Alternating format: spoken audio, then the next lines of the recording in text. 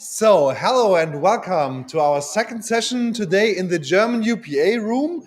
Again, this room is recorded and streamed live via our YouTube channel. You can watch this session and all the other sessions that have been held yesterday and will be held today re-live on the German UPA YouTube channel. So all the content that has been produced here will be available from now until eternity. Hope you have lots of fun now with the session by Rolf. Don't want to hold you back that long, so hand it over to Rolf. Enjoy. Thank you very much. This is a session. This is a highly interactive session. I will show you a number of scenarios, and I hope that you will discuss them with me or tell me what you would do if you were in that situation. Now, that's me.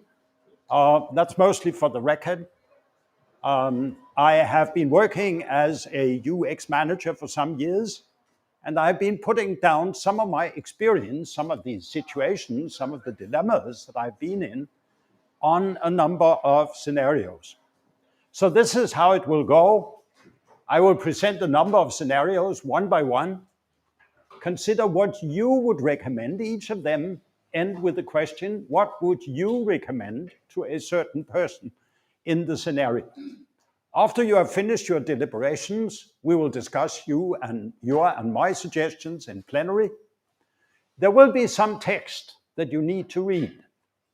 If you don't want to read them on the screen, I have prepared a document with all the scenarios. It's on my website, dialogdesign.dk. Note it's DK, it's not com. Dialogdesign.dk, scenarios.pdf. You need to enter it exactly as it's shown here. It is sensitive to upper and lower case. But I have tried to make them highly legible on the slides. So here it goes.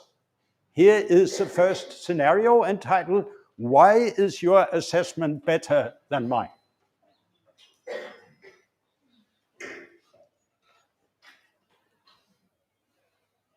Now, I have no idea of how fast you read. So can I see a show of hands from those who would like to have a little more time to read it?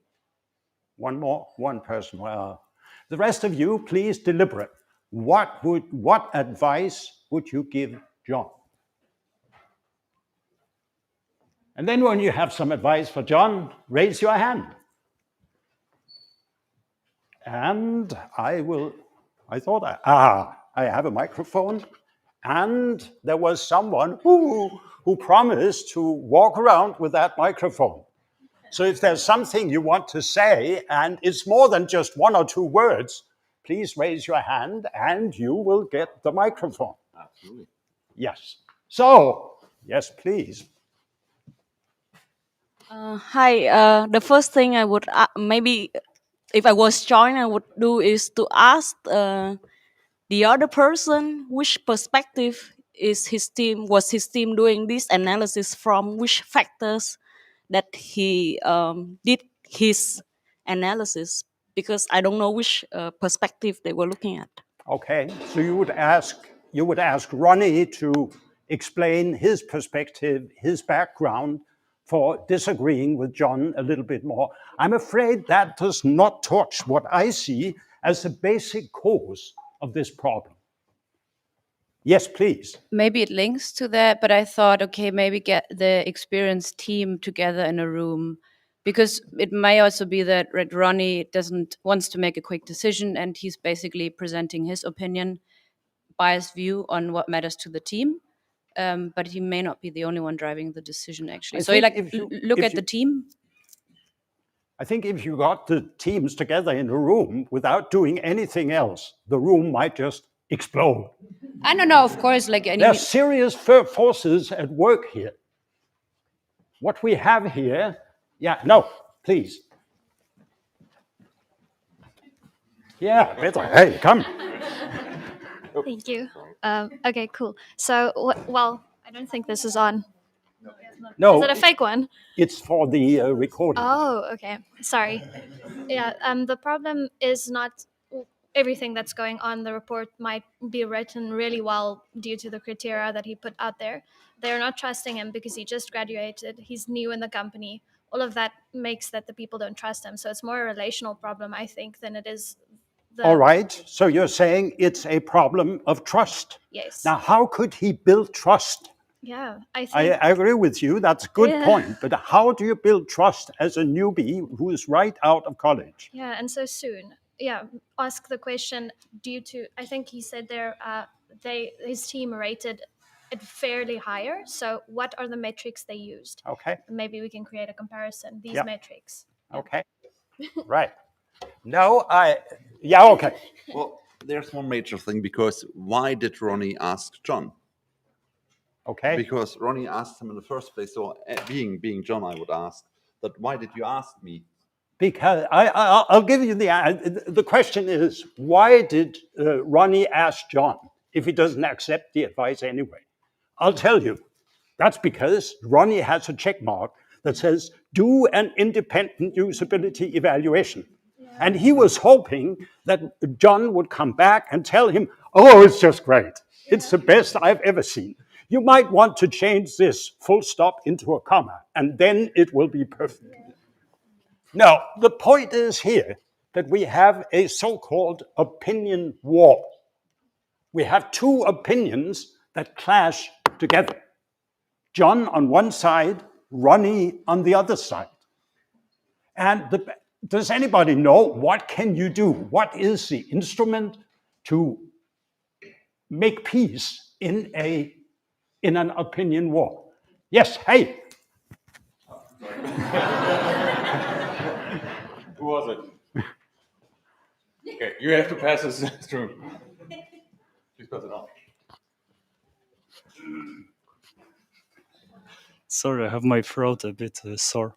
I think that it is better to debate about evidence than opinions, because when someone has an authority before the other person, this the opinion of this person will probably be valued more. So instead of debating opinions, let's just get some evidence and then debate the evidence. Yes, I like that. You said get some evidence. How do we get evidence? Let's try to convince them to, okay, maybe let's do some tests. Maybe let's measure something. Some testing.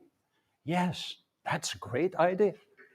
Some usability testing, because usability testing provides real user data. It's objective. For example, how many people can complete a certain task? How long does it take them? What is their satisfaction after they have done it? That's real data to put on the table. How about this usability test? Who should do it? John? Ronnie? Both. Yeah, that's a good idea. Get them into a room, say, come up with some usability test tasks, come up with, and one more thing we need, come up with a profile that we can use for recruiting. Because otherwise, if they don't do that, what will happen is that when the first usability test is run, if it's not in favor of Ronnie will come out and say, the tasks were wrong, the participants were wrong, the setup was wrong, and just anything to explain away his failure. So we've got to have the two combatants agree on the usability test on the premises for that. One more thing about this usability test. Now we need to convince we need to convince Ronnie and maybe also John, because heuristic evaluation is not perfect. So John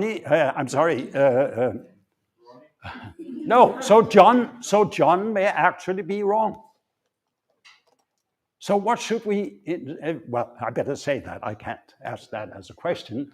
We must insist that Ronnie and his team and Johnny sit behind the screen, sit behind the mirror or on their TV or whatever, and observe the usability test, or at least some of the sessions, live. Because otherwise they will not trust the results. Now, John has made one terrible mistake, and that is often made from people who come out of the university and believe everything must be usable right away, because he has not considered the maturity level of this company. The very moment that someone asks the question, why are your opinions better than mine?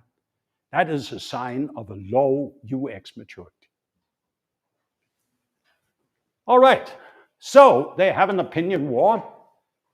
There's no convincing answer to the question, why are your opinions better than ours? The problem is that someone asked this question in the first place. And I think that this was, we have said and discussed this before. Any other comments on this one? Yes. Microphone, please. I would like to add that you must not fall into the pitfall of doing the interview yourself, especially not Ronnie, because he will probably be more explaining and showing off than doing an interview. Right. And John must not do it because Ronnie won't buy anything from him. So you have to have a third unopinionated, unbiased interviewer. The point the lady is making is that if either Ronnie or John moderated the usability test, they could be accused of being biased, of directing the participants in certain directions that were wrong. And I tend to agree with you. I would probably hire an outside moderator. But I would say again, if money is a problem, like hiring external consultants like me is not free, I would say it can be made so transparent because everyone is watching these usability tests. So I would trust John to run that in a transparent manner. But I basically agree with you. We must have it as impeccable as possible. Right, so the takeaways: usability inspection and heuristic evaluation may cause opinion wars. And I'm saying this because when I teach this subject, people come to me and tell me stories about how badly they have fared with these opinion-based methods. They are okay in companies where trust has been established or where the maturity level is high. I think we have had this. On the right-hand side of this slide and on the following ones are some definitions that you might find helpful. Here is our definition of an opinion war and of usability maturity. They are in the so-called CPUX-M curriculum, which we use as a basis for certifying would-be UX managers. It is freely available from the website of the UXQB, the User Experience Qualification Board. Right, so ready for the next one.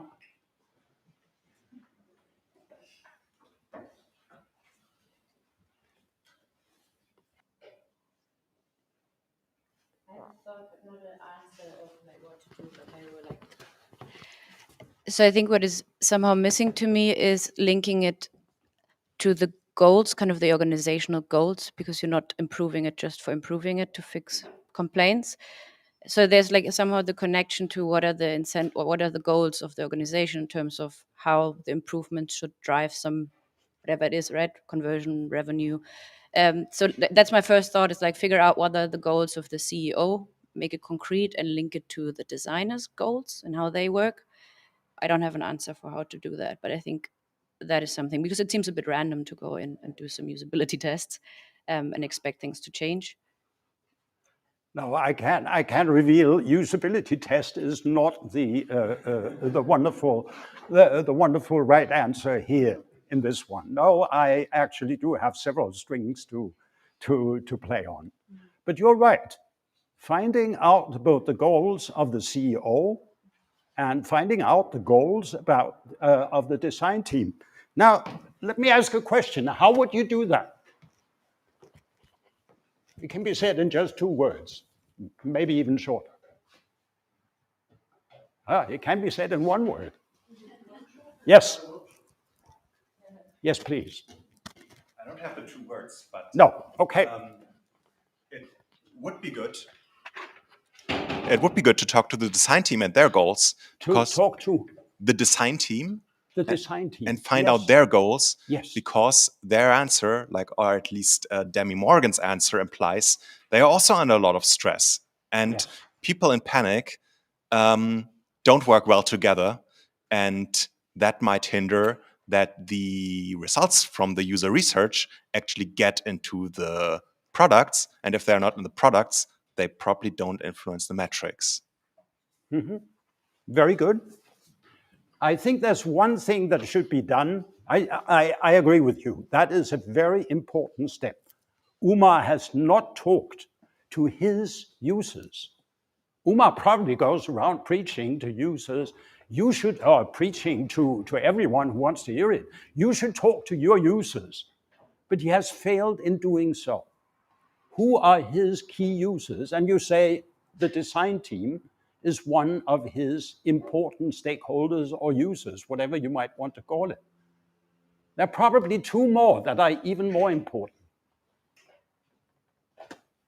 And that's the CEO and the CTO.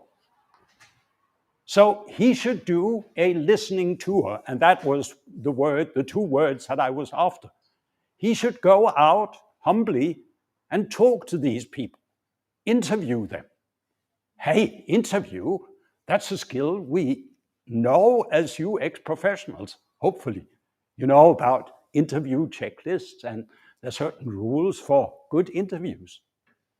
So do an interview, not with end users, that's also important, but in this case, interview the key stakeholders and find out what they want. And that is a mistake. It is a mistake. He should have done that 14 months ago, instead of just blindly doing a few usability tests for whatever purpose. Any other comments? So actually, it deliberately does not say what would be your recommendation for Umar, because my recommendation for Umar would probably be go back and edit your CV. And then I'm told by my German colleagues that I have discussed this with and say, oh no, it would not happen. He would definitely get another chance. And that's quite okay with me. Yes. Hi. It's for the stream. Okay. I will recommend him that he should understand the company, because if you are starting at a company, you are just like a blank paper, and you should know who are you working for. And that's typical for many of us designers, that we don't know who is the company, what is the company, what we are doing for. Very good. Very good. So the lady is saying that he should start to get to know the company. And specifically, how would you do that? Speaking with all the people. Speaking with all the people, the CEO, the CTO, the CMO, or whatever they are called. Speaking to the stakeholders, the marketing department, the designers. Also, of course, speak to some of the end users. That is very important. One of the things you might actually do, that I've done with some success, is to read the annual report of the company. Not many designers do that, but there's actually a lot of information in that. For example, the company's business visions. Some of them keep them tightly to themselves, but some of them will actually give you a glimpse of their vision. And it's our job as UX professionals not to build UX visions, but to build UX visions that are tightly grounded on the business visions. Otherwise, the CEO will say, forget it. UX does not exist for its own sake. Yeah, that's a mistake. A lot of people are doing that, just focus on their own field and Yes. not take a look on the other side. I totally agree. The lady was saying that a lot of people are making this mistake, just focusing on their own work area without looking at the whole. Was that correctly? Yes. Somewhat correctly? Okay. Thank you. Yes. Any other comments on this? Yes, lady here in the first row. Thanks. So I was thinking after this many months of not showing any success, maybe there is some trust that is lost. And I would Yes. recommend making a plan of action to iterate fast and show some success immediately, so that there is no waiting to show some success, a huge chunk of it, but make a plan to make make impact very fast and with iterations, because I don't think that a CEO or a CTO care about doing a usability test. They care about what these tests are resulting in. So I would make a plan of action to continuously show results. Yes, the lady is saying that Umar should prepare, or someone should prepare an action plan where success can be demonstrated within a short time. I'm adding this, you didn't say that, but I suppose that was meaning. And that is within a month or so. Yeah. Otherwise, the company might, like I said, ask Umar to edit his CV, because he might not be the right person to guide Zeta Corporation in their difficult journey towards a somewhat reasonable UX maturity. Yes. Ooh. Oh, there. I couldn't see that. No. Okay. Yeah. So I see at least 2 workshops to be done. The first one to set the goals and to talk together about the goals and how to achieve it. And the second one, because there is we don't have time and there is a lot of opinions, that prioritization matrix. What can we do and what can give the biggest influence to the goal that we want to achieve together? Yeah. Yeah. I think what I heard was that this is quite similar advice to what we just got. You use some other, perhaps better words to explain it. Right, so can I just, because I would like to show one more scenario. I've got a number prepared. I think we're having some good discussions, but unless you have some really important things that you want to bring in, I would like to summarize, and then you can disagree, even loudly, with my viewpoints. I think that Umar has failed in his main job to slowly create a UX culture at Zeta. He has failed to do UX evangelization. That is, go around, tell people what UX is like. Like my colleague, Steve Crook, says, UX is not rocket science, even though some of us would like to think of it that way, but it's not that simple, it's not that complicated. He has also failed to communicate a UX vision. And the UX vision can be, for example, a prototype that says what could our key systems look like in 1 year, 2 years from now. He needs to get to know the internal users and stakeholders, understand what's going on in the design team, involve the design team more in the UX activities. He could help the design team, which obviously has something that I was told is called the bullshit backlog, to shoot down nonsensical design ideas. Because as the design manager said, they're flooded with ideas that come from people who have a lot of brass on their shoulders. And it's difficult just to say, no, we can't do that. But Umar might help them to shoot down these things by doing usability tests of the things that the design team would like to have shot down. Or maybe confirmed, yeah, okay, even if you don't like it, the CMO, the Chief Marketing Officer, is actually right. He has a point. So, being able to, these are the takeaways, being able to execute micro UX activities, such as interview and usability testing perfectly, is not enough for UX manager. And even if you don't want to be a UX manager, I think it's important that you understand the politics of usability, in a company. like opinion wars, like you need to communicate your results.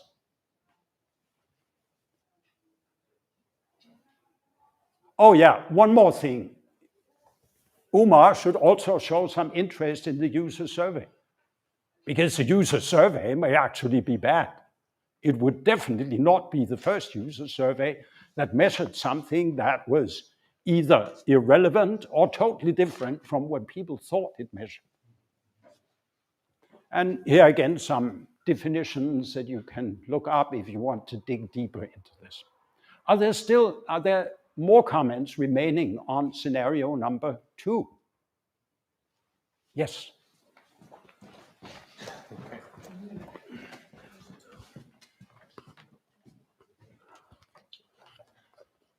So one last comment. I would also recommend, since in the first paragraph it was said that customers complained about the user interface, and then the CEO told or raged about how bad the UX is. So I would even go a step ahead and would do a workshop or just make a documentation to explain the difference between user experience and user interface. Because in my experience, usually CEOs or some product managers or some other people, they don't know the difference, and they should know the difference, so they can actually propose needs better. Right.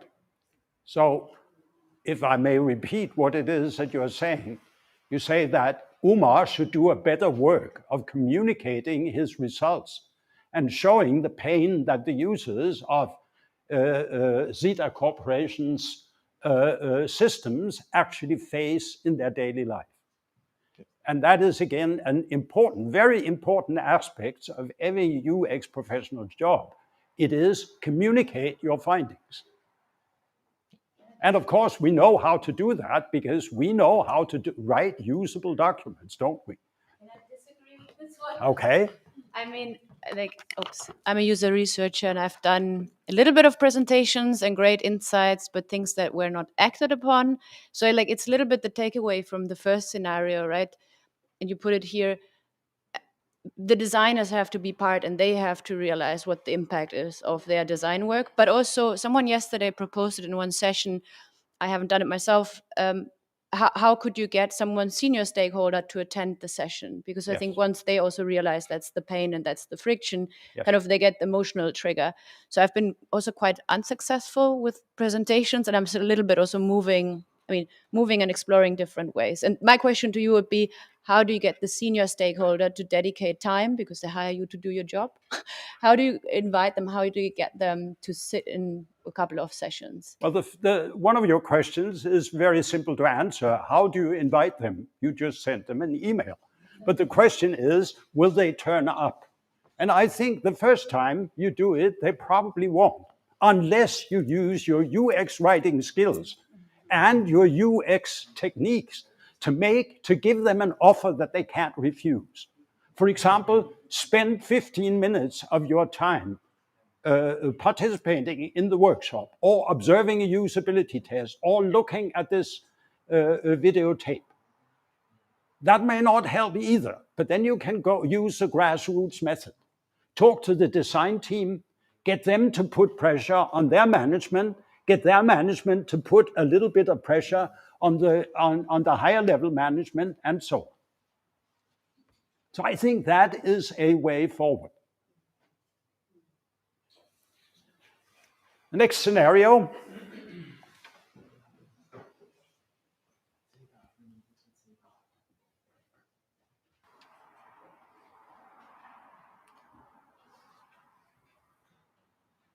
So apparently Umar is still working for Zeta Corporation. He somehow managed to get through the crisis. What would you advise him to do in this case? And here it is specifically advice for Umar that we are looking for. Yes, here in the front row. Well, perhaps Umar could ask the design team to help him improve his style guide. Yes. Okay. So the point is, Umar should ask the design team to help him improve the style guide. I think before that, I would try to find out whether the style guide is simply not known, or whether it needs improvement, as you say, because it might just be, dare I say, unusable. Yes. Let's assume, how do you find out if a style guide is usable? Umar who wrote it says, of course it's usable, I wrote it. So how could it be unusable? No, you don't have to answer that question, No, but okay. maybe you have another comment. My answer would be like, have a little low stakes workshop where people can try it out, like usability test for it. Exactly. You must test it. And we come back to that all the time. You've got to test it. And that happens with the style guide too. Ask them to find a specific piece of information in the style guide, maybe even in the context of a specific project that they are doing. Yes. Like, could there be other reasons for people not following the style guide? I mean, there could be people who say, like, why they question the value of having an app to control a coffee maker, and they question the value, and therefore they don't apply the style guide. Oh, no, I mean, yeah, maybe.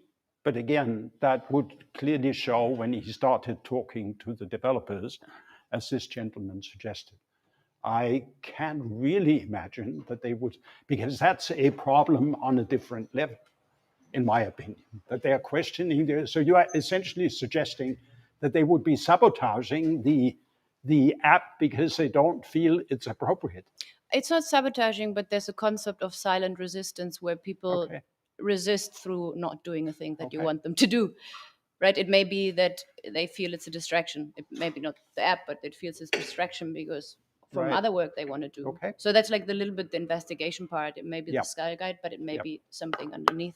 I've never encountered that one, that they are deliberately not following the style guide. Yes, I have, but that's for a different reason. That's because the UX professionals think that they can do it better than the style guide says. The gentleman in the last row. I would like to ask a team working on Coffee Machine what was their process and what was their decision on the way, so I can reveal why they didn't use it. Yes, very good. Interview the design team to find out how their decisions were made. Good point. Yeah, I would also investigate like familiarity with the style guide itself, because since it can be a measure, maybe it is something that is not well known within the organization. But maybe familiarity is not the only thing. It can indeed, I would add up what you say earlier. What's the real reason why the style guide wasn't applied? And is there maybe a reason behind it why they won't do it? Or is it maybe not understandable for everyone in the organization? Those things should be important too, I think. Yes. Good. This gentleman over here. Oh, okay. For me, it's a question if there's an understanding for public design, how to style that it's necessary to make an corporate design. Yeah, and I think there's no. I'm thinking about this in this SETA corporation, because also a bad style guide is a style guide, and it's ruling how to speak to consumers for me. It's not so much about interpretation, it's more a question of understanding why it's not used. Also, it's bad. Okay. I would like to, I want to interrupt the discussion for just a moment. We can continue afterwards, but these are the points that I would like to make. First, governance. In cooperation with management, Umar should set up rules for how the style guide is used in everyday practice. In particular, what actions we hopefully all agree on should be taken if someone does not want to follow the style guide because they know better. Changes, Umar should describe the process for changing the style guide and make it easy, you might even say usable, to submit a change request. Compliance, you should never enforce a style guide.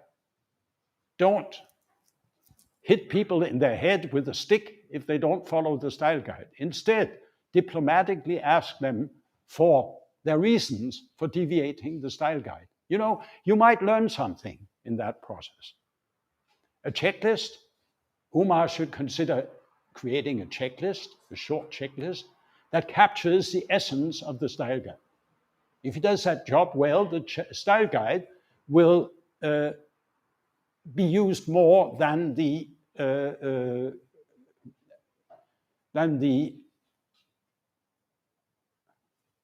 style guide. He should promote or sell the style guide internally and offer short seminars, voluntary seminars, by no means compulsory seminars, where the style guide is taught. And of course, the style guide should be usable, which above all means it should be short and it should be based on examples from the organization.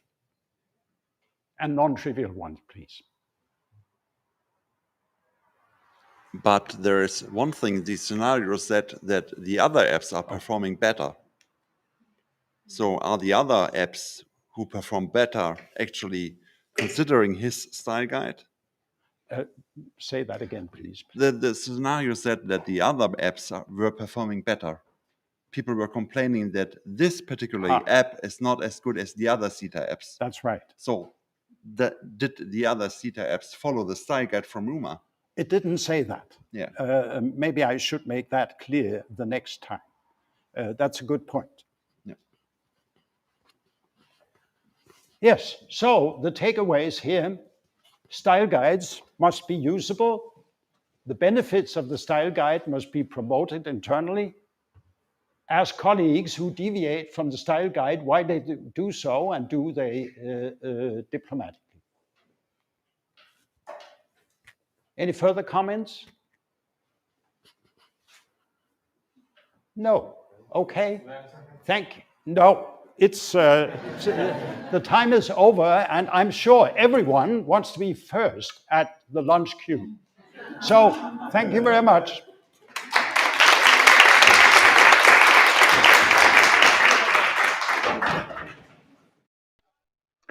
Hi, folks, watching this in our YouTube live stream.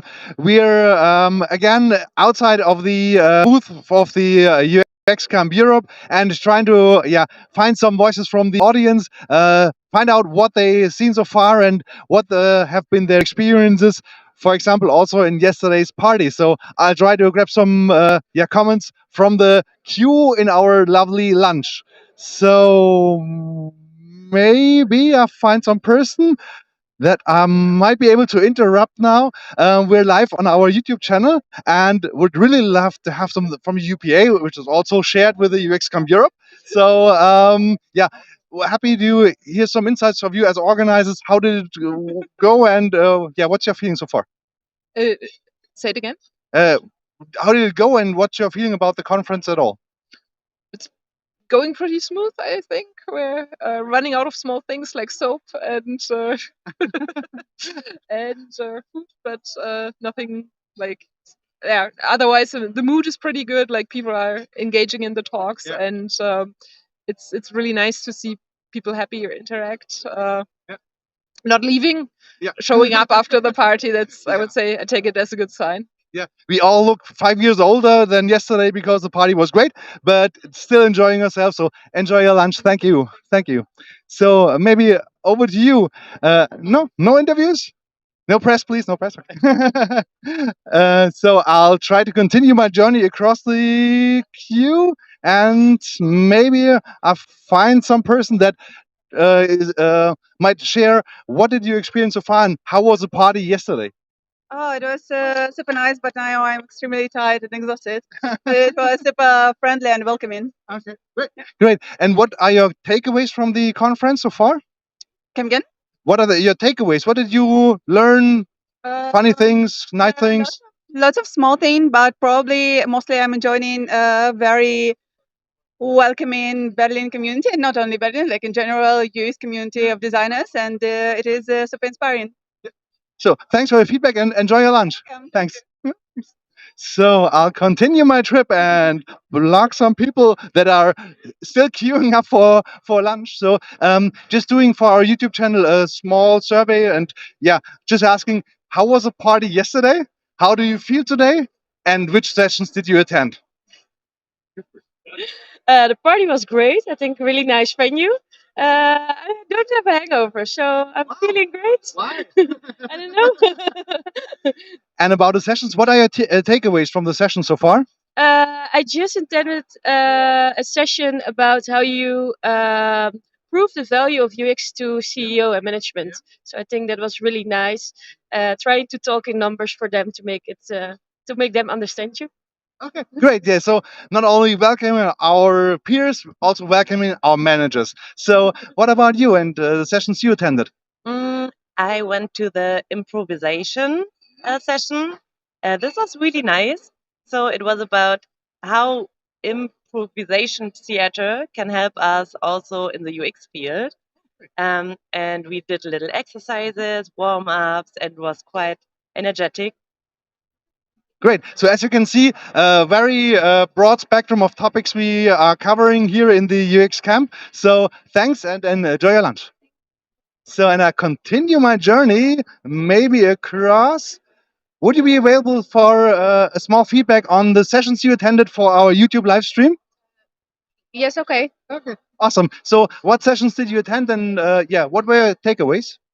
So I have attended 2 sessions since morning, and one was about principles, and it's something the work that I am working with. So I think I got a lot of input as to how to approach a thing, and also another session I attended was about improv, and it was quite interesting because there were many exercises. It was a workshop, so it was interactive.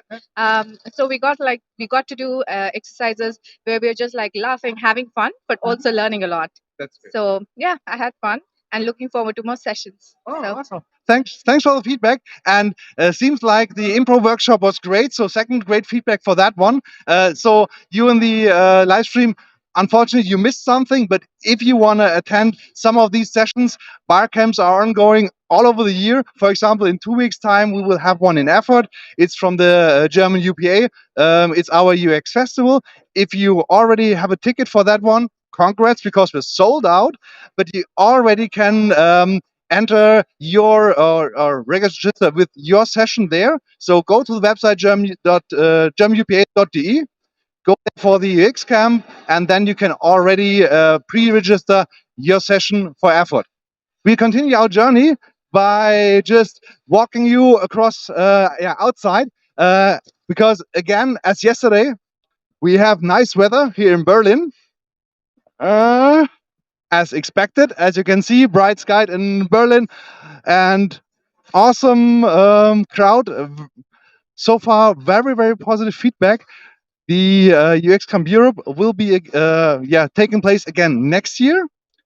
So keep that in mind. Be early on the ticket registration. It's a very short time frame that they're available, but try to grab them as soon as possible. Next year, definitely a 2024 version will happen. Maybe we just stroll around a little bit and look for more voices. Let's see if somebody already finished. Yeah, we see some people over there. So we just walk across and have some people that already finished their lunch. So as you can see, we had some. And maybe that's a good thing. If you're doing a live stream, you can be very impolite and simply just block people from talking. Because I know Benno, I know he will give me some feedback. How was your lunch? Oh, it is still in the process. I'm still in the process of enjoying it. The most important part of it, I was lucky being early enough queuing up so that I got my lunch already. So in the very near future, I can tell about how my lunch was. And which sessions did you attend today? Because the one from here's and the one from Jason. Oh, awesome. So yes. Um, as expected, very entertaining, highly interesting. Although I knew a lot of stuff, it is always worth listening to those guys. And even more so than as yesterday, it is really the struggle to decide because there's so many brilliant people right now here and holding sessions. So I'm lucky not have proposed an own session this year for I at least can see one more of these people. Yeah. So thanks for the feedback. Hope you enjoy your lunch now, and we just walk across and yeah, have a look at the nice outside area. As you can see, people are dining, so I don't want to interrupt them directly, but just give you some views on yeah, how does the booth look and how is our venue here in lovely Berlin.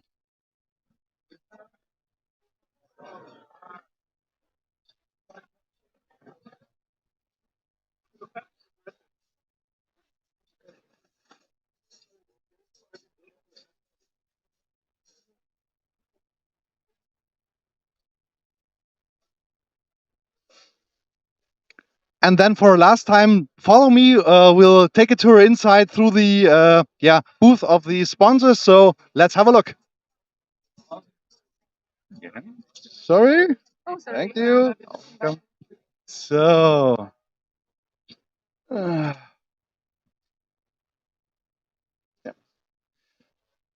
Good thing is everything is very close and next to each other. So you have the nice outside area. We have all the sessions and rooms in here. And yeah, as you can see, the weather is so great that basically everybody now went outside, of course, because yeah, enjoying the sun is better than staying inside. But yeah, finding one more guy here from Berlin, I know. So yeah, how was the day and how did you survive the party yesterday? Oh, I wasn't at a party. I was preparing a session today, so looking forward for that. Yeah. Awesome. What will your session be about? About the Berlin Design Network, the upcoming. It's a community service, so stay curious about that. Platform about community area, news, events, the ecosystem, full support. Yeah. Awesome. And as this is a live stream, you can tell them the website. Oh, okay. The website isn't published yet, so but you can follow on LinkedIn.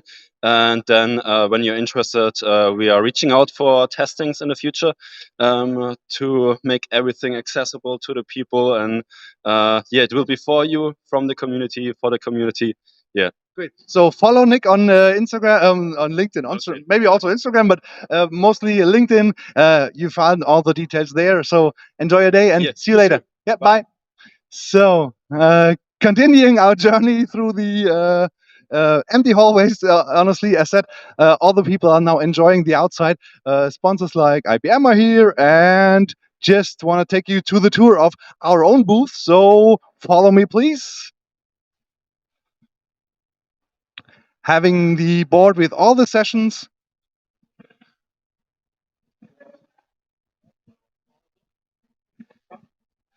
And our lovely their sponsors also from UXI. Give it away for the internet.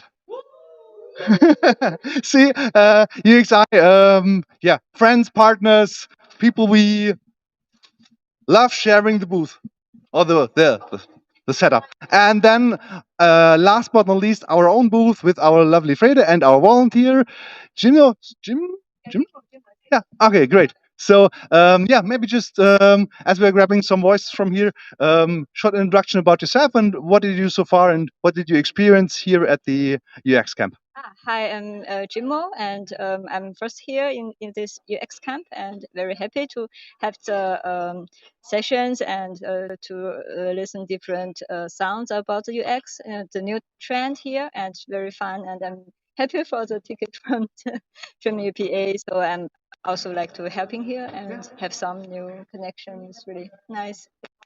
So thanks again for volunteering. As said, yeah, we had some tickets available for volunteers. So a little bit of work gives you access to the camp. Definitely worth it, I think. And also we have our lovely Freda, which is supporting us. You know her from our online channels, obviously. So Freda, how were the 2 days for you? It was very wonderful here. The people are so friendly, and yes, I've made some new connections, which is very great. Yeah. Great, awesome. So, yeah, our funny booth with some games, and for the first time, you will see somebody that you have never seen so far this weekend, but has been working all the time. Our Matthias, who's now doing the technology support, and and now this is very meta because I can see myself on this screen, and we have our Matthias. This is very surreal. Thomas, I'm just doing directing here. So thank you. Nice to seeing you. I saw this coming up. Yeah, so no surprise for him, obviously, but yeah, just thank you. To turn around the camera for Lucas. So Lucas, I know you have a cable on. Oh, yeah. We'll have it. We'll have it. No, Folks, we have it soon. No, we have to switch because that's not right now. So So now we switch behind the camera. yeah. So, of course, this was all possible just because we have Lucas here. You can just keep it like it is. I will just flip it around. Okay. So we're improvising here. Improvising a little bit here. So Lucas, oh, this is what you're trying to do. Yeah, awesome. Okay. All right. So this is a team, as you can see here. So Lucas, he made all this possible. This is all his setup here. Not all, but a lot. So it was a great collaboration with him this weekend. So, and he's also the guy who will be in Erfurt in 2 weeks. So we will have another live stream. We have a bigger team. So yeah, hopefully something like today with the interruption of the internet connection won't happen again. So You're right, exactly. It's agile, still improving. Every step, it gets better. Exactly. Yeah, that's how we do it. Yeah. So again, Lucas, thank you so much for doing this. Thomas, thank you so much for doing this. So we will have one more talk now at 2 p.m. and then it's a wrap for us. And we will see you again, as said, in 2 weeks. Yeah. So see, yeah. Back to my Then see you in yeah, at 2 p.m. For the last talk in the German UPA room here. Hope you'll enjoy it. Grab something for lunch, drinks, or whatever. Take your machine with you if you're going outside. Take it with you and enjoy the last session in this afternoon. See you later. Bye. Bye bye.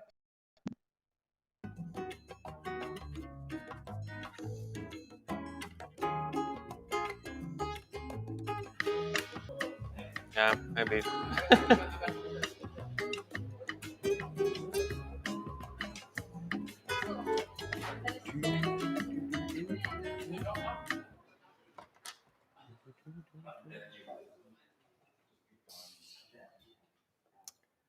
Hello, hello. Is this working? Yeah, seems like it. Hello. Hello, hello. So now the doors is closed, so you can't really leave. No, but indeed you can leave because I will tell you directly from the beginning what is the outcome of this talk. And this is hire more visual designers. Maybe in our company this species is no longer existing. It had been extinct. If yes, then it's great. But if not, then this is something what I believe you should do. So with this, if that would be enough, and there is still some talk which you want to catch, so you can also go ahead for it. Otherwise, if you are curious to know why do I think so, then feel free to stay. Yeah, and yeah, as I said, that's the end. But to get into what I wanted to say to tell you, we need to rewind completely to the very beginning of this presentation, and it starts with hello. My name is Petr. I'm a studio lead of Prague Accenture Song. So if you hear word Accenture, maybe you are scared. I was also scared, but I survived. And we are focusing on building digital products and services. And before I will start renting, and maybe in the beginning or in the morning, you could also see that there will be some rent in here.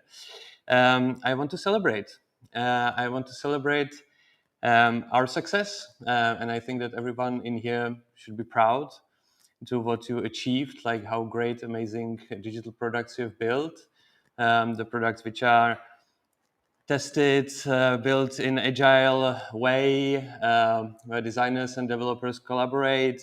We have all these fancy titles from all the disciplines: product designers, UX designers, researchers, analysts, strategists. So we have all the methodologies, we have all the templates, we have all the design thinking methods. We have like so many things which are working. They are great, and they are well optimized, and we use them. And that's why our products are mostly really fine. Like, yeah, sure, like here and there, also on this conference, you will find some nifty tips and tricks, like what to improve incrementally. But there is probably nothing really totally fucked up in your product, I believe, and it's great.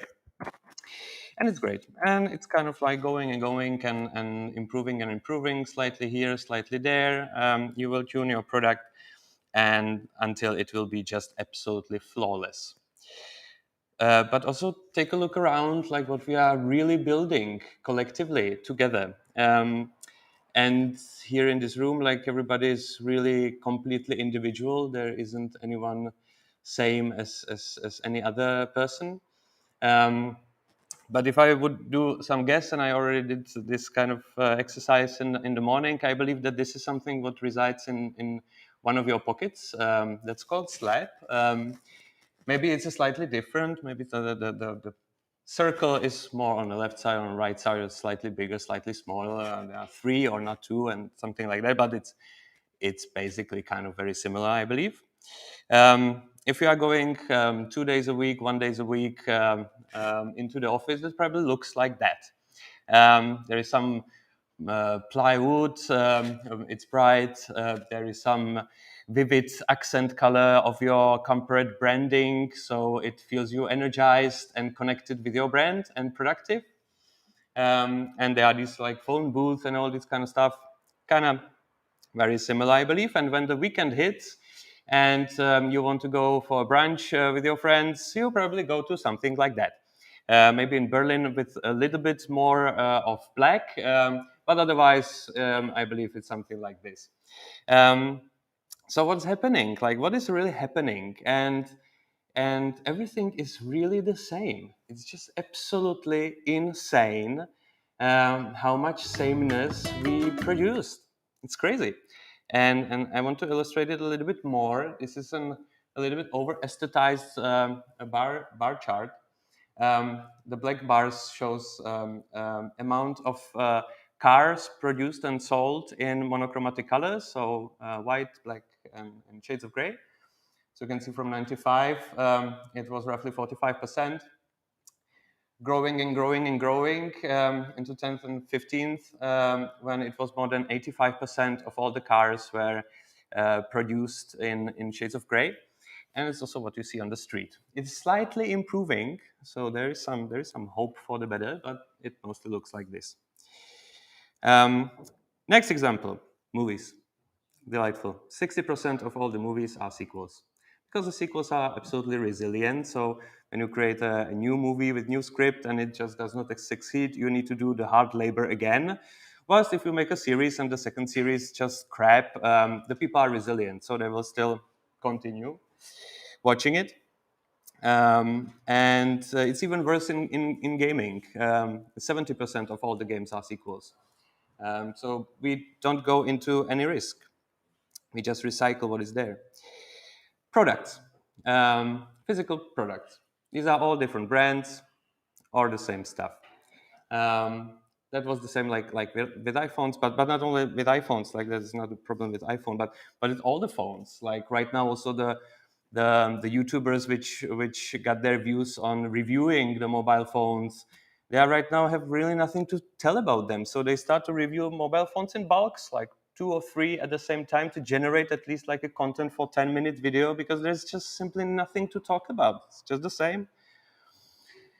This is example how our digital products are influencing also the sameness around us. So this is Airbnb style. Behold, great Airbnb style, sometimes called hairstyle. And you can find it from Shanghai to Puerto Rico to Prague to kind of like everywhere in the world. And it's again like the offices, bright, natural wood, a bit raw. There isn't this accent color of your vivid corporate branding. There is more pastel colors like misty blues and browns and things like that to keep you well kind of comfy, you know. It's kind of the same. And here, then we are going to our lovely digital products.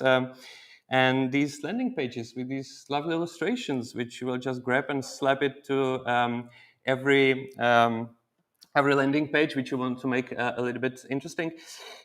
This style is called Corporate Memphis or Global Homo. Or Allegria. Allegria was actually the first one for Facebook, which invented these types of illustrations from the studio Bugs, and they were actually quite really clever because they were really inclusive. They featured like blue skin tones and oversized bodies, so you couldn't tell the gender, you couldn't tell the skin color, you couldn't tell if the character is fat or skinny or anything. So that was really quite practical and also nicely done. So then everybody just jumped on the bandwagon and produced like gazillions of these illustrations. So they are not bad per se, but they are really overused. And yeah, so what is really happening? I believe it is because of like mainly three things. The web nowadays is not a creative playground anymore. Like when somebody have a great idea or wants to do something creative, then you take from the box one of these thinking methods or whatever templates you are having and run post-it bingo with your stakeholders to find out just the right idea, which will not offend anybody, but is also not particularly great, but everyone can consent into it. So we throw everything into this industrialized machine of best practices, and that's what we get out of it. That's also our users are also like people like us. Like, yeah, sure, we are absolutely individual, but we are also very similar at the same time. And we right now throw a lot of responsibility on these poor users, which usually don't really give a damn about your product. You kind of produce like a couple of versions, couple of variants, and just throw everything on the users and say, I'm not my user. You know, I can't have any saying in that like they do. And I think they are also kind of a bit frustrated with this. But they basically only justify something what is already out there and what is mediocre. So that keeps us in this justifying loop. For something a bit funny, this is an art piece of two artists, Russian artists, Komar and Melamed, and they did a research or hired a research company. They were not researchers. Hired a research company to do research around the world. What type of art is most appealing to the people? And then I find out that around the globe it's kind of like very similar. It's like blue tones, horizon with the sea, a bit of rocks, natural landscape. In some countries there is also an animal featured. And figurative motifs, naturally, so the people. Funny enough, what is the least pleasing artwork they were also researching, and it's Kandinsky, because Kandinsky is just abstract and it's just a piece of crap nobody really likes. They also did it, by the way, with music, so you can find on Spotify the most likable soundtrack and the worst piece of music, which is, I think, really nice.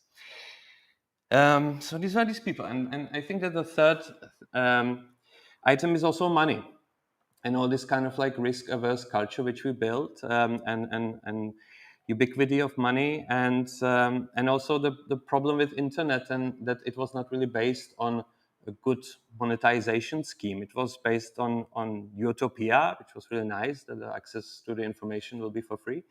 That really helped us quite a lot, and I believe also improved the world. But at the same time, oh yeah, fine, but if we will really produce something for the internet, we need to pay our groceries, shopping. So how can we actually really do that? So then we just flooded it with advertisement, which you need to close most of your time being online. And that also, like, that was basically the one big problem everybody is struggling with, and this also made everything the same.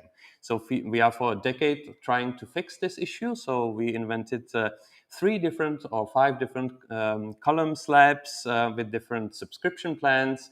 One of them is usually highlighted because that's just the best. And then we throw it on most of our products with the hope that we actually fix this problem.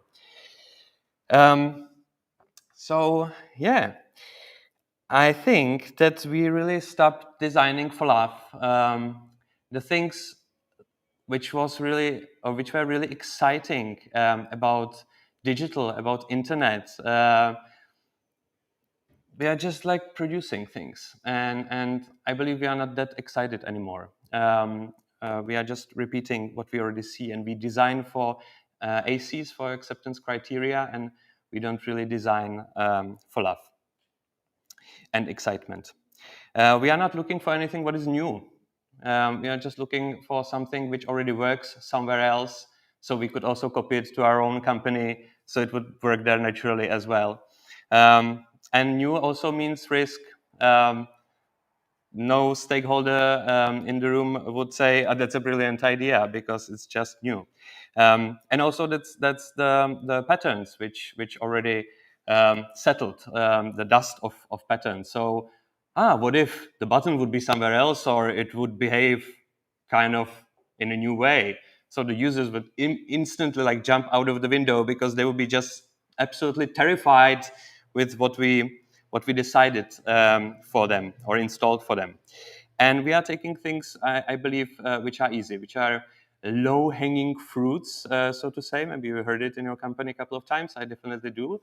And these low-hanging fruits are also like pissing me off quite a lot. Because what is in reach, I believe, is not worth reaching for. But there are also products and companies which did make the difference through design. So there will be a couple of examples, and we can play a little guessing game. That will be all very easy. So I will just give you 1 second, and I think that will be just enough. And some of them will be also quite old. So the first one, yeah, MailChimp, naturally. That's already 2001 example, so quite old. But they really built excitement out of the really boring product, when there was like hundreds of these products for sending mass emails and emailing campaigns. But they made a clever fun of their users, which really liked it. And it's like, okay, it's a monkey job. Let's have some fun with it. And invented Freddy, the monkey, and this famous sweaty hand before you will send the campaign out. And facepalm was really exciting, and the people just loved using this product, and that's why they choose it over the same feature set product. And they did a redesign in 2017, I believe, with agency Collins. And they are still keeping this kind of like really unusual aesthetics, or a bit playful. So like all these icons are really playful, and it's just not that simple to grasp. They just play with you a little bit, and I really like it. Another one is WeTransfer. So sending files from one address to another. Again, like thing which was there like gazillions of times in just the same kind of feature fashion. It does not do anything much better than that. But they realized that if we will just like really put it on the side, and we will use this 90% of the canvas for something artistic, something really creative, you will not be just simply afraid to send it to your friend or humiliated because there's just some shitty advertisement. You are proud that you can send a file to your friend because your friend or company or whomever stakeholder could find something beautiful in there. And they also did some like many collaborations with the designers, and we're shooting some short documentaries, which they were also running in there, but also advertisement, but really nicely done pieces of advertisement. So that was also really nice. Yeah, whoever knows me, that I'm kind of recommending this app to everybody I see, because I absolutely adore it. It's a Duolingo, and I adore these characters. I adore these the family which is there, their background stories, the very clever copywriting which is in there, and the playfulness of this whole thing.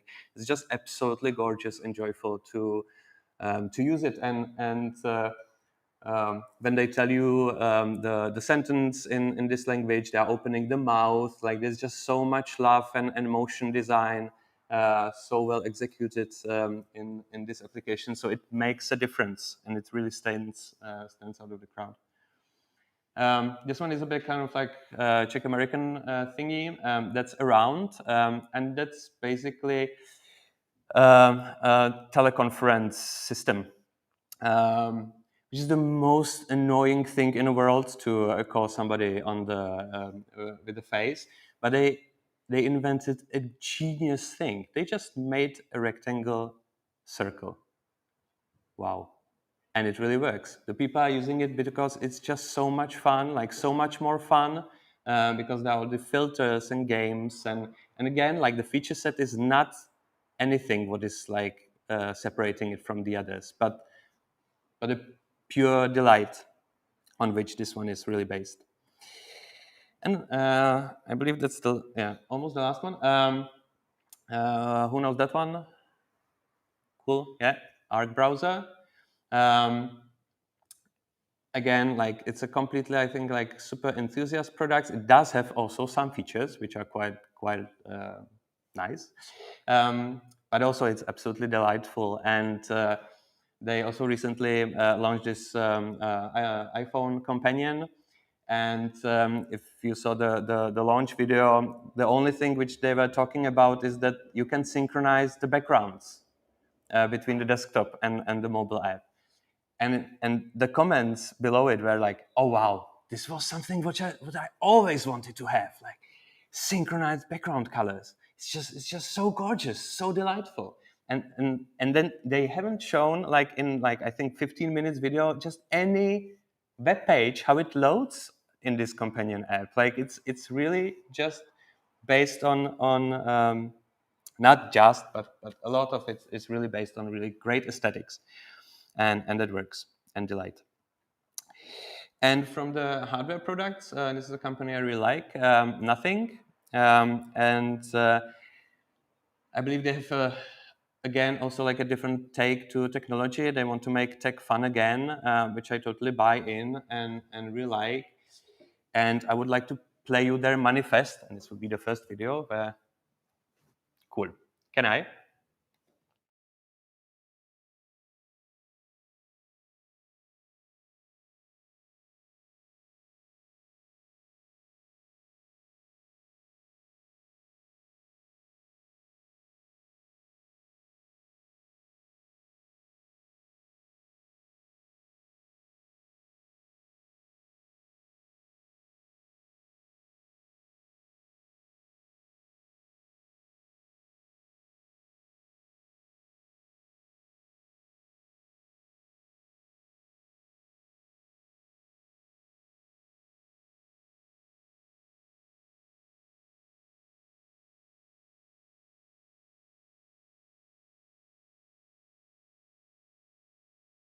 Kind of like launch it. Lots of people were pretty skeptical if their product would be really anything, at least like close to that.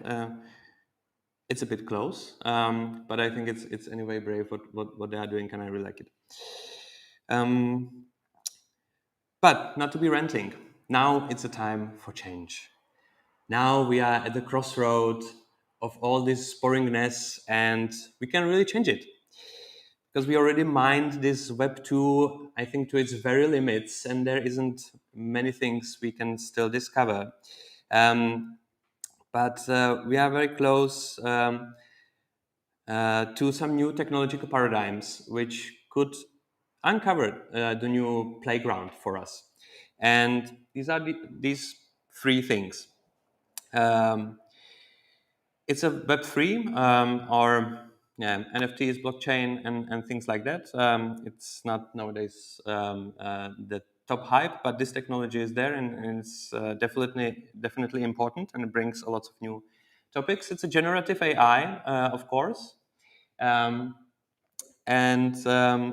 last thing is a mixed reality. Also, the word metaverse scares the shit out of you, but this is inevitable that it's going to come. And because the hype is right now around the AI, maybe I would like first just, or the only detour deeper into this one AI topic. And it's incredible, like how beautiful images it can create, like with Midjourney, and everybody can do that, and that's just so great. But then, and it's the adoption of the AI is like the mass scale of it is just absolutely unparalleled, nothing what we have ever seen.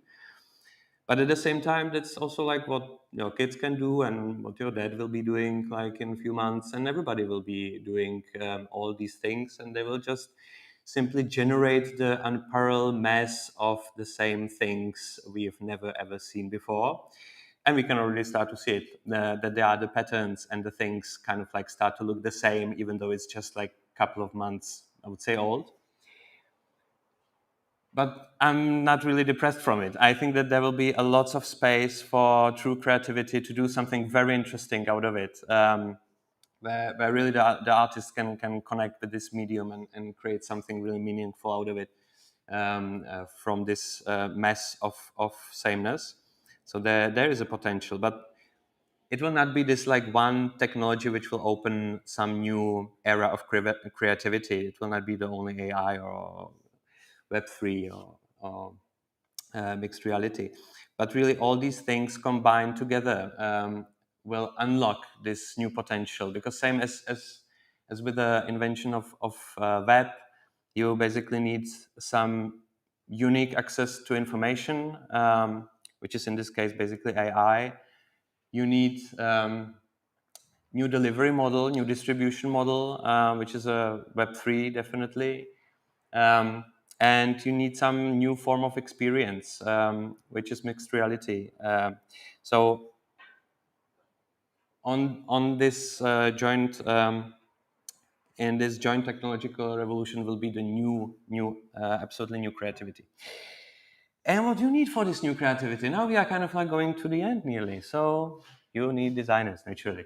Designers are not going away. If you already have them, that's fine. If you have UX designers or designers which are focused more on a structure, that's awesome. But if you get rid of these visual designers, you can bring them back, because for them there will be a new opportunity to discover something new. And these are these two circles. On the left side is more the visual part, aesthetics, but also I think there's a lot of art in it, and a lot of artists or artistic designers, I would call it.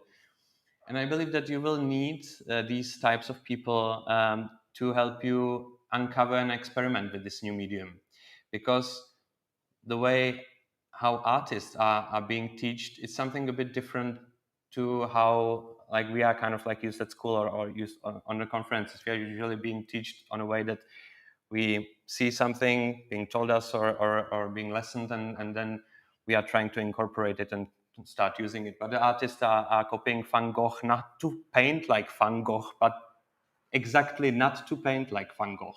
So they have this reversed model of learning through copying, not to copy.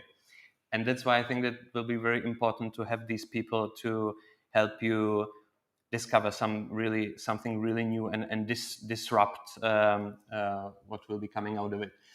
But we will also need the UX designers as we are kind of like all here kind of right now. So you still need usability naturally. You need a logic. You still need your apps and things to be working and to be working well. So it does not mean that I'm saying, okay, right now, like everybody should be an artist because that's so cool. No. But these two things like will be apart from each other. Like there will be a gap between them. So right now we tend to put every designer kind of in a same bucket, because we have design systems, and that also like help us a lot to basically say, we can all do kind of like visual design because we have design systems. So then I think we mistakenly putting everybody to the same basket. But in the future, I think that these differences will be much more vivid. And because this talk was about this left bubble, so we are going to the end, that you need to have more visual designers. And at the end, I will play another video.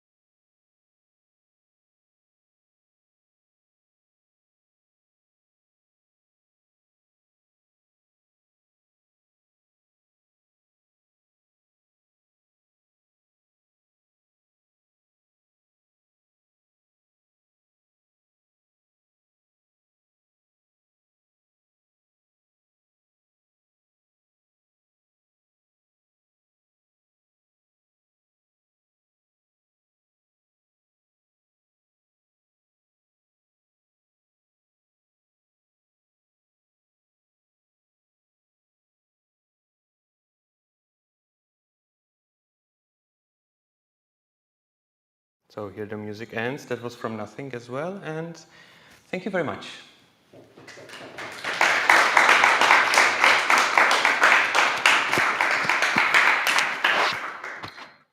What about some questions? We have a microphone in here, which I should really tell. So whoever is having a question needs to wait and get a microphone. Was it good? Perfect. Thanks. All right. My sprint starts. Yeah, even if that works. Yeah, so I was wondering whether the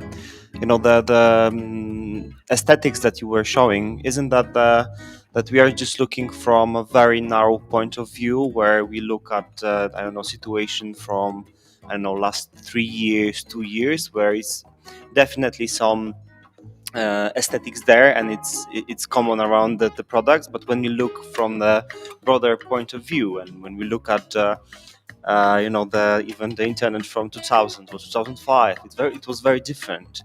And maybe we are just looking at some trend, not as a thing that is like an end of history, but as a thing that is going to change. And I'm just curious, what's your take on that? And you mean it more like in the digital Yeah. Yeah, naturally. That's also like the basically kind of like the topic of the talk. Like when the digital erupted, we were all really excited and started to play around with it. And the first like web designers, so called, it was like usually the kids which were at school, and they were painting and drawing mostly, and discovered, oh wow, there are images, or they were kind of like coding their first things. All these things from 95 2000, they are just like gorgeously bizarre, but they are somehow like exciting, even though like it was also not that much usable. It was a test and try, and lots of beautiful things came out of it. And sometimes we are also like kind of like going back to it, like with this like a neo-retro style, to take some beauty out of these early experiments.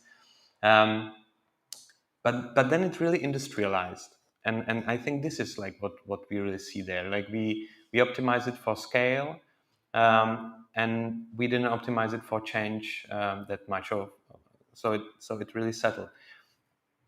that's what I believe with this new kind of technical revolution. This will again like give us the first like Lumiere cameras to just go out and play around with it, and maybe just shoot things which are people walking out of the factory, like by the first movies, because we just don't know. And I think that's really the exciting part of it. So it shouldn't, like, this talk shouldn't be depressive. I hope it should be exciting. So yeah, you're right.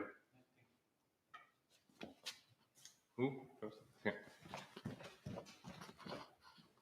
Yeah, so I wanted to thank you for your talk because I'm also a visual designer and was looking for like more visual design talks. So thank you.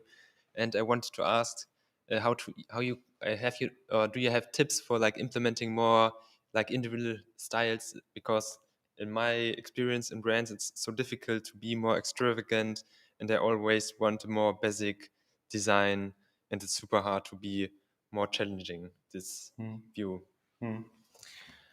I feel you. Yeah. But honestly, I believe that it has still a lot to do like with your management and with the people above. And if they don't want to risk and they don't want to go for something new, then yeah, I think you have a really little chance to turn your company around. Like, some are more acceptable to it, but some kind of like less. And I think that right now it's mostly really driven from the top, I believe. So keep it up. Yeah, I'm not at a company but an agency, so there's many switches. Yeah. So yeah, I'm from the agency as well, and there it's slightly better, but it's still like we are also like kind of industrialized for scale. So yeah, but your time will come. And I believe that in your agency there are also like some innovation kind of projects and experiments probably running around whatever Web3, AI, and things like that. So join these, because this is something where they will definitely let you do whatever you want, because nobody knows. that's true. Yeah, thank you.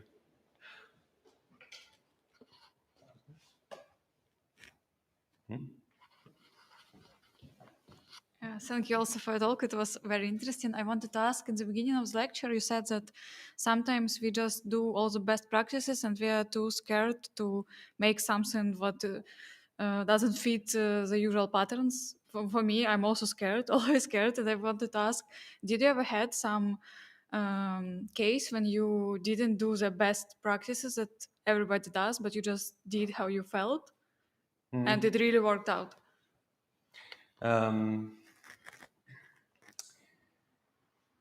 Yes, in kind of like numerous ways. Sometimes we use really bad practices to do exactly that, to not get to this trap.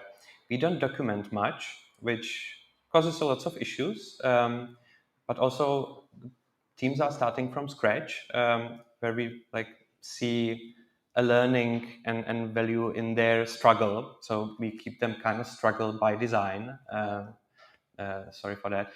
Also, when we are pitching or doing a tender, because we are an agency, we don't have any best practice or any best presentation which we could just take and reuse. The people are looking for it. They are really desperately looking for some help, some guidance to help them start it. But we are really trying not to give it to them, to think fresh. So yeah, but there are also many more like examples. But when it's not a best practice, it always goes to the bucket of bad practice. And that's nothing what is really what the people want to hear. But yeah, in order to think fresh, you either like really need to go like with a bad practice,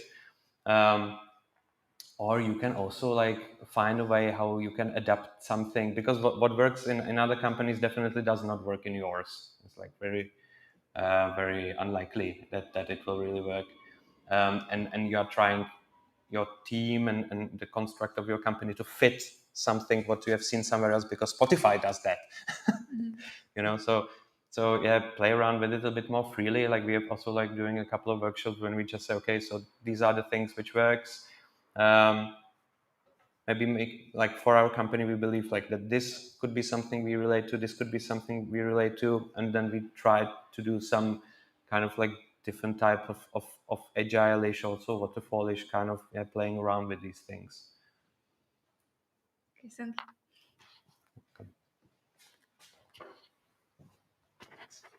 Thank you for the perspective. I want to ask, like, I had the feeling from UX there is a very democratic approach.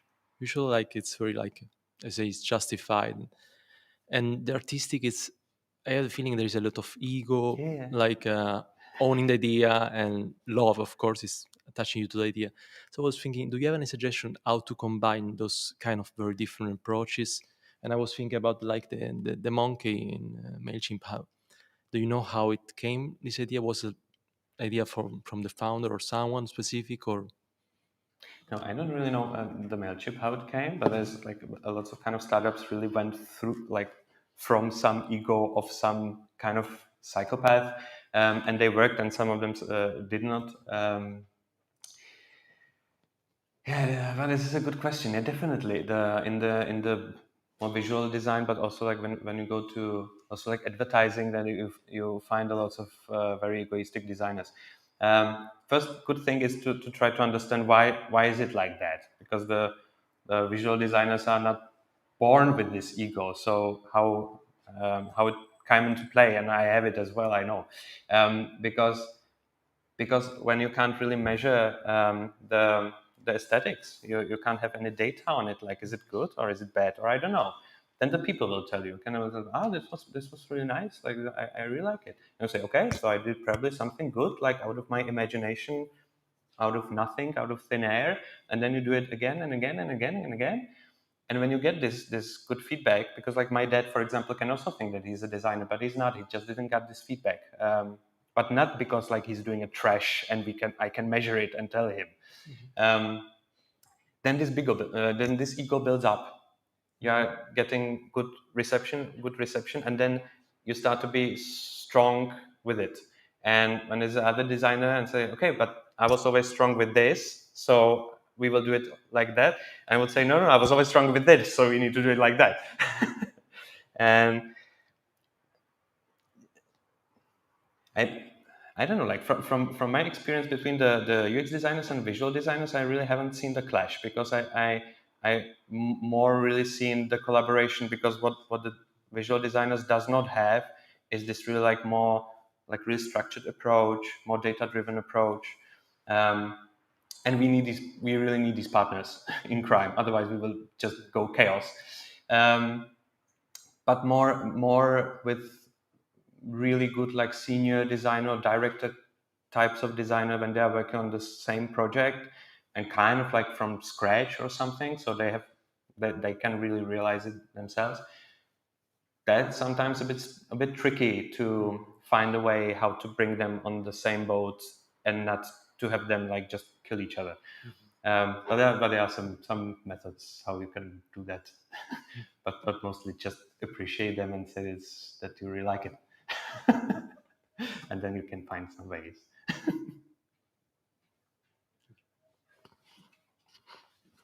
I don't know how we are with time, so are we still good? 3 minutes. I can imagine the situation when you are explaining to somebody you need to build your identity or your personality. Can you imagine a situation when it's totally flipped, like the way around, when you are suggesting them, don't waste your time with building this, you don't need it? Yes, absolutely. How it looks, or what's the criteria, or how to recognize when I should take care of it and when I should If you have some really unique proposition, you naturally don't really need it. When you have values which are, I don't know, we are faster or we are more performant or some really kind of like measurable values, then these will be probably always the better USPs than any aesthetics. if you struggle with these, so that you have a product, you think the product is good, but it does not really have like any kind of like clear USP, then I would say like really go for it, because then the differentiation will really make you stand out. Yeah, so kind of like that, I would say.